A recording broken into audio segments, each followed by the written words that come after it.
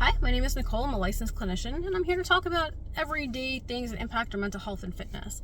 So we were talking about, in my last video, the impact of social media on our moods. And so I want to challenge you to think about what you see in the echo chamber that is your social media account. I would say your personal social media account. So groups that you're in, just reels that you see that kind of show up on your feed.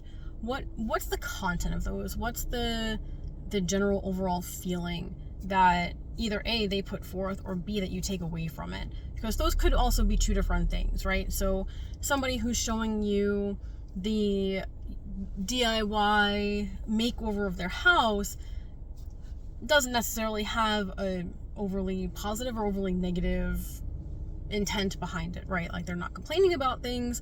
They're just showing you, like, hey, like, this is possible, this is what I did, and I really like how it came out. However, if we take away from that, man, like, I really suck, like, I don't like my living situation, I can't do these things to, like, make the environment that I live in nicer, we can end up taking away this feeling of being really disgruntled and ungrateful for the living situation that we're in. Now, granted, not everybody's living situation is ideal, right? Or even good or great.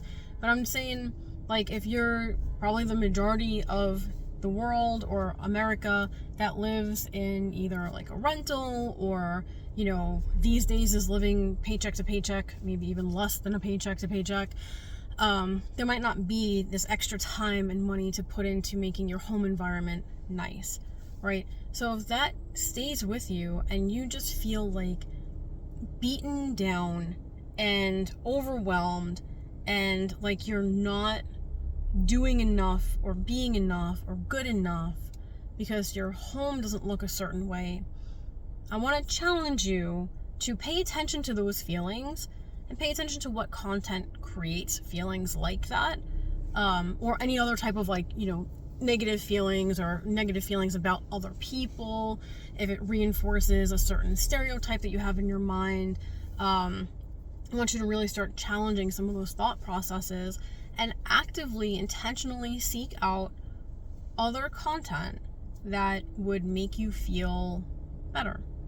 In the example that I gave, maybe not watching DIYs would be helpful, or sitting down and creating a budget and a plan for, hey, maybe I can't do this DIY in 3 weeks like they did because I don't, you know, I need to work or whatever, but maybe having a longer goal of, hey, over the course of the year, I can buy these little materials and break this one project down into a bunch of little different projects, and then I can maybe achieve that goal.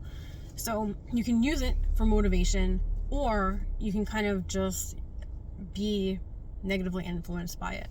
So my challenge to you is assess and determine if you need to change the echo chamber that you're living in, or if you need to really sit down and make goals to achieve some of the things that you are drawn to.